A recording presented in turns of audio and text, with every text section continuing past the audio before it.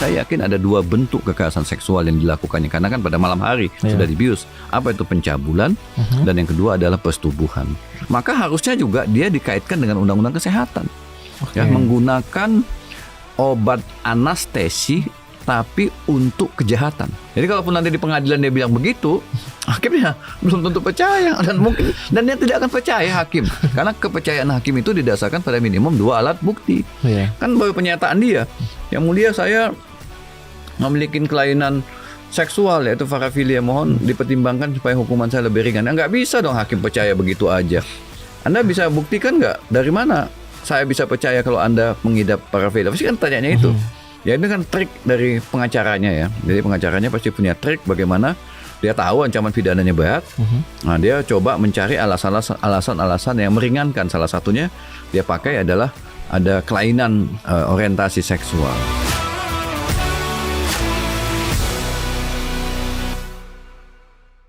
Halo Smart Viewers, selamat datang di Good Talk di Binus TV sebagai digital content creator kampus pertama di Indonesia. Smart Viewers, baru aja ini kita dikejutkan dengan sebuah kasus tindak pidana kekerasan seksual yang dilakukan oleh oknum dokter PPDS di RSHS Bandung. Nah, untuk membahas kasus ini lebih lanjut lagi, kita sudah kedatangan ahli hukum pidana dari Binus University. Say hello to Pak Ahmad Sofyan. Halo Pak, apa kabar? Halo Brian, selamat bertemu kembali ya di acara Good Talk untuk para smart viewers ya. Terima kasih juga Pak udah datang. Sehat-sehat ya Pak ya? Sehat, alhamdulillah sehat. Oke, sebelumnya nih Pak, boleh dijelaskan dulu nggak sih Pak secara general kasus Dokter Priguna ini gimana sih Pak? Iya, kasus Dokter Priguna ini memang menghentak ya di tengah maraknya kekerasan seksual, tapi ternyata pelaku kekerasan seksual itu adalah seorang dokter, calon dokter spesialis karena dia sedang mengikuti PPDS ya, pendidikan dokter spesialis ya di Fakultas Kedokteran Universitas Padjadjaran Bandung ya. Nah, tersangka yang saat ini sudah jadi tersangka ya, melakukan tindak kekerasan dengan melakukan bujuk rayu, tipu muslihat, seolah-olah ingin memeriksakan darah apakah memiliki kecocokan atau tidak, yang kebetulan orang tuanya sedang berada di ICU ya, di ICU Rumah Sakit Hasan Sadikin Bandung. Nah kemudian pada malam hari dibawa ke lantai 7 ya untuk dibius. Nah ketika dibius itulah terjadi kekerasan seksual. Saya yakin bentuk kekerasan seksualnya yang memang tidak digambarkan di dalam pemberitaan ini, saya yakin ada dua bentuk kekerasan seksual yang dilakukannya. Karena kan pada malam hari sudah dibius. Apa itu pencabulan? Dan yang kedua adalah persetubuhan. Dan persetubuhan itu memang terbukti. Kenapa? Karena ada penetrasi yang dibuktikan dengan visum yang diterbitkan oleh rumah sakit. Nah dari situ menunjukkan bahwa Dokter Adi Guna ini telah melakukan persetubuhan, tapi sebelum melakukan persetubuhan tak pasti dia melakukan pencabulan. Cuman pencabulan tentu karena pasien dalam keadaan tidak sadar, kita tidak tahu apa bentuk cabul yang dilakukan oleh dokter ini. Oke, berarti dalam kasus ini tuh ada berapa alat bukti Pak? Dalam kasus ini si Dokter Adi Guna ini kan sudah ditetapkan sebagai tersangka ya.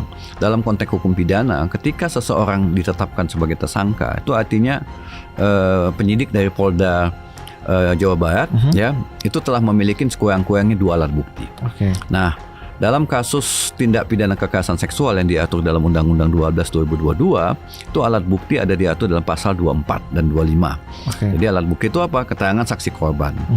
Kemudian yang kedua adalah surat. Dalam hal ini adalah visum et effectum. Kemudian saya yakin juga Polda juga telah melakukan pemeriksaan psikologis untuk melihat dampak kekerasan seksual ini pada psikologinya atau pada mentalnya, sehingga mungkin juga telah ada visum et effectum psychiatricum. Kemudian apalagi alat buktinya? Tentu ada saksi-saksi yang melihat atau mendengar atau mengetahui ya dari keluarga pasien lah ya, keluarga pasien atau dokter atau perawat yang melihat, misalnya dokter membawa si pelaku tadi, tersangka tadi membawa korban ke lantai 7. Itu udah cukup. Jadi melihat tanpa harus melihat dengan mata telanjang ada persetubuhan itu. Tapi melihat aja membawa pasien atau korban ke lantai 7 oleh dokter itu udah cukup ya pengetahuan tentang itu. Jadi kemudian juga dalam TPKS selain ada keterangan saksi, korban, saksi-saksi, dan visum et effectum juga keterangan ahli. Jadi ahli akan diperiksa juga, ya, atau sudah diperiksa. Karena kan sebelum melakukan pencabulan dan persetubuhan ini, atau dalam konteks hukum pidana kita disebut dengan kekerasan seksual, dia melakukan bius. Ya, bius itu juga sebetulnya jika disalahgunakan bukan untuk medical treatment, ya, tetapi untuk penyalahgunaan sebagai seorang dokter, maka harusnya juga dia dikaitkan dengan undang-undang kesehatan. Ya, menggunakan obat anestesi tapi untuk kejahatan, kan penyalahgunaan. Jadi harusnya dokter, penyidik juga mengkaitkan perbuatan ini dengan undang-undang kesehatan. Jadi sehingga alat bukti lain adalah yang perlu didalamin adalah keterangan ahli. Apakah keterangan ahli itu dari Ikatan Dokter Indonesia? Bolehkah? Apakah berapa besar dosis yang dipakainya? Apa dampak terhadap fisiknya? Jadi sebetulnya kepolisian itu nggak hanya fokus pada kekerasan seksual, tapi di dalam kasus ini juga ada kekerasan fisik atau physical abuse. Dalam konteks hukum pidana disebut dengan penganiayaan. Ya, jadi penganiayaan itu diatur dalam pasal 351 sampai dengan 355. Penganiayaan berat yang direncanakan. Jadi penganiayaan berat yang direncanakan. Kenapa direncanakan?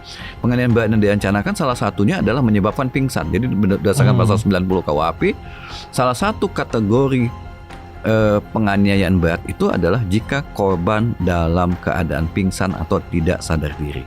Jadi sebetulnya jangan hanya fokus pada kekerasan seksual, dia menyalahgunakan anestesi, ya, kemudian menimbulkan rasa sakit, kemudian pingsan, sehingga dijerat juga dengan tindak pidana kekerasan pada fisik atau yang disebut juga dengan penganiayaan. Berarti sebenarnya ada pasal berlapis juga ya, Pak? Iya. Nah, berarti sejauh ini pasal berapa yang menjerat tersangka ini, Pak? Nah, kalau yang saya ikutin, saya memang belum biasanya Polda itu beberapa kali konsul sama saya, Polda Jawa Barat, ya, Polda Metro Jaya untuk kasus-kasus KS biasanya sering bertanya kepada saya. Tetapi dalam kasus ini saya tidak pernah diminta pandangannya, mungkin karena lagi fokus mereka pada diri tersangka.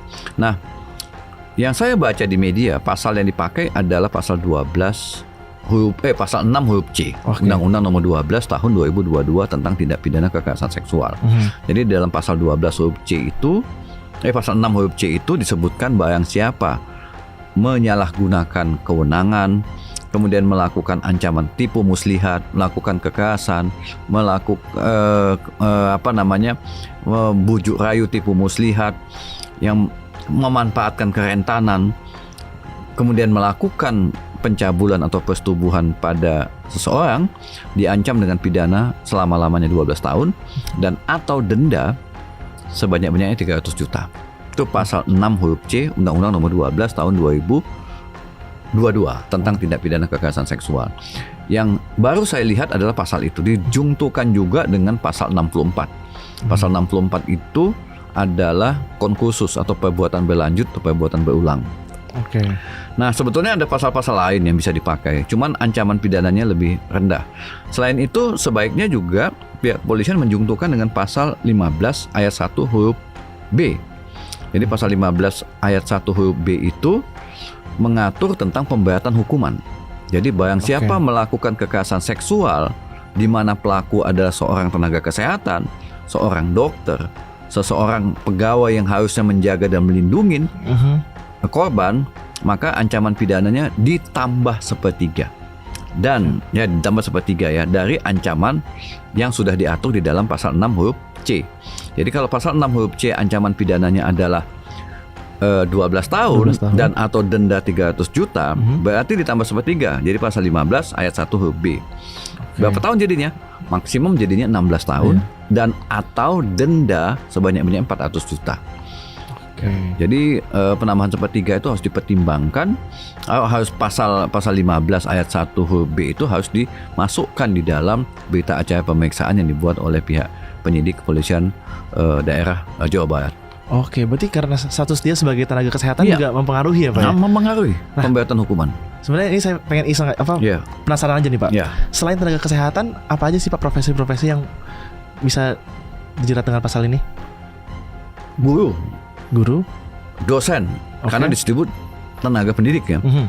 Jadi kalau dosen melakukan kekerasan seksual pada mahasiswa, ya maka ancaman pidananya bisa ditambah sepertiga. Demikian juga guru melakukan kekerasan seksual kepada siswa, Mhm. itu ancaman pidananya ditambah sepertiga.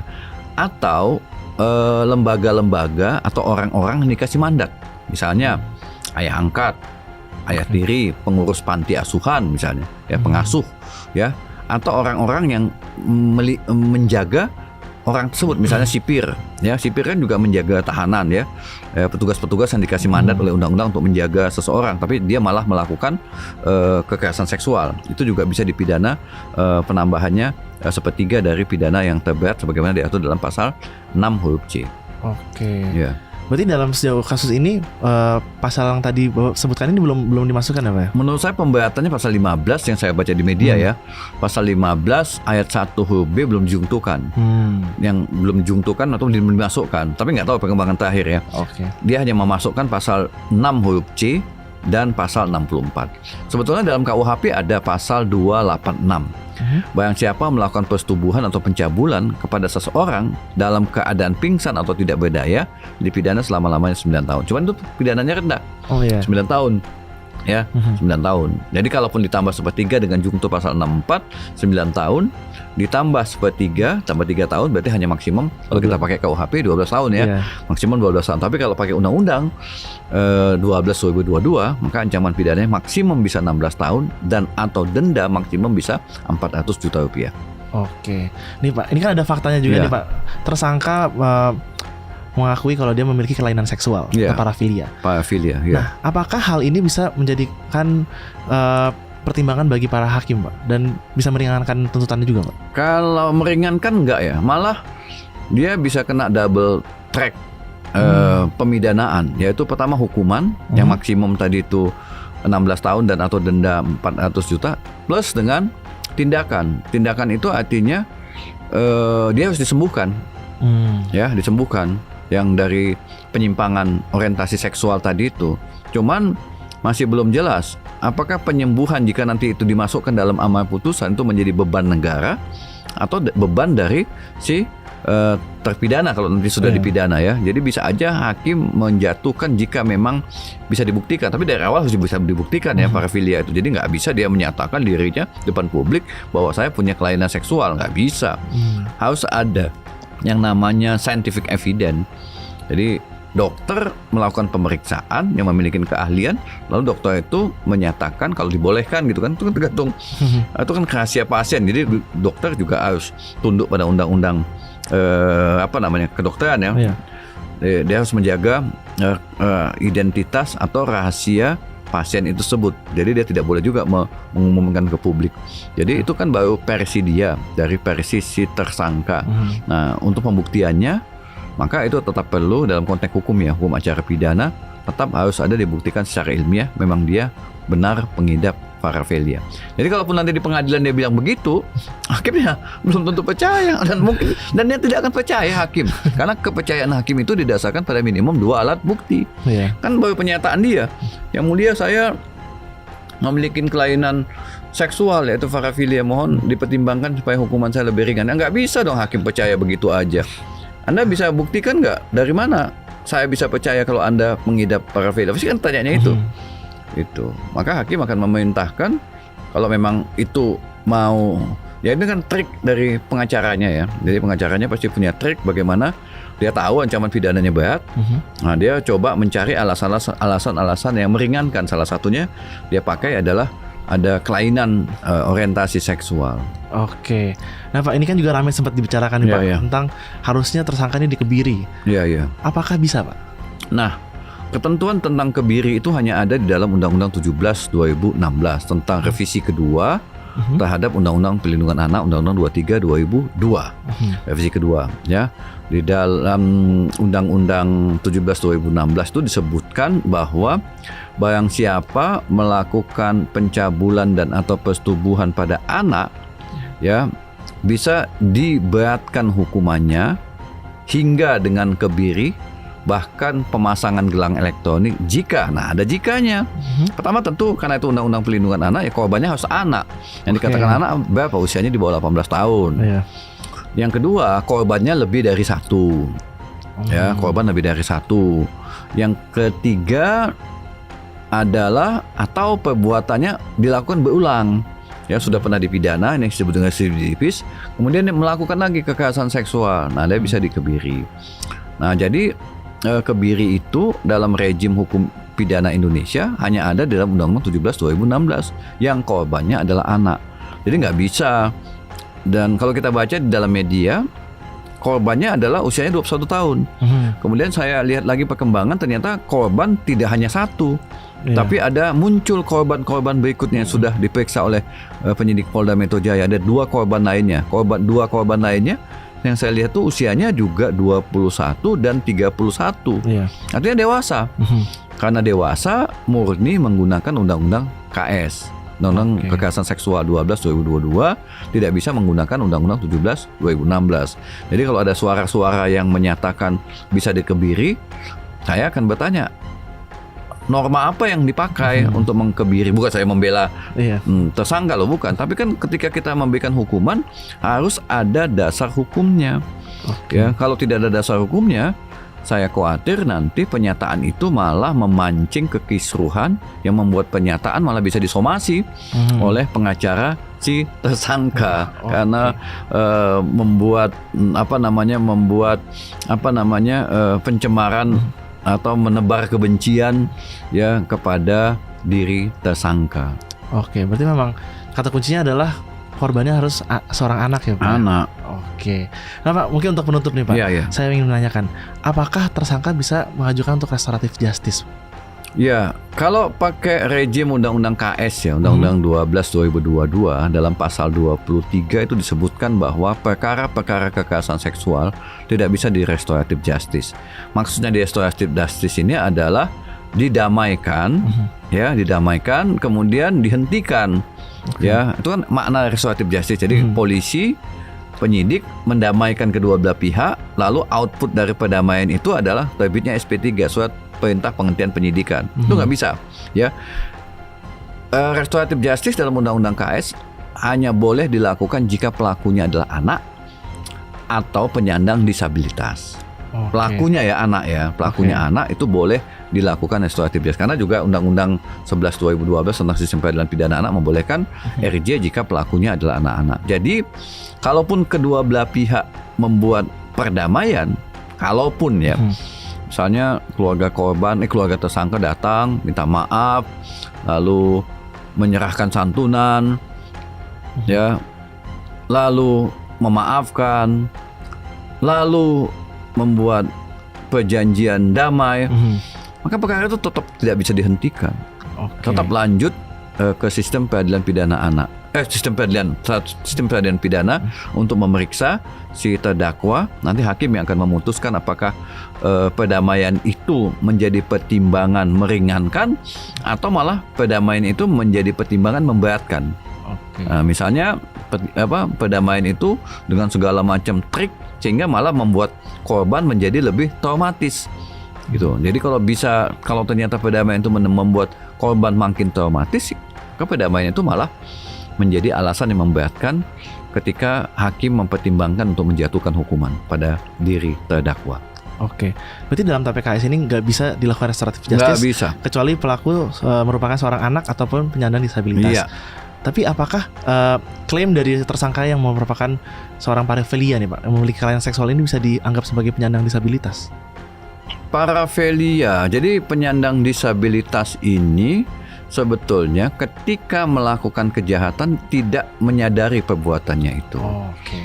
Ada juga penyandang disabilitas itu ya, penyandang disabilitas mental ya.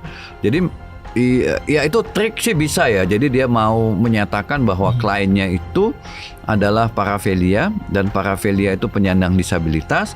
Karena penyandang disabilitas maka dia mau menggunakan alasan yang meringankan. Jadi hakim kan tidak sebodoh itu. Ketika Anda melakukan kejahatan itu, apalagi dengan bujuk rayu, tipu muslihat, apakah itu dilakukan oleh penyandang disabilitas? Kan orang yang rasional. Jadi perbuatan itu kalau menurut pandangan saya adalah rational choice, pilihan rasional. Dia sadar implikasi dari perbuatannya.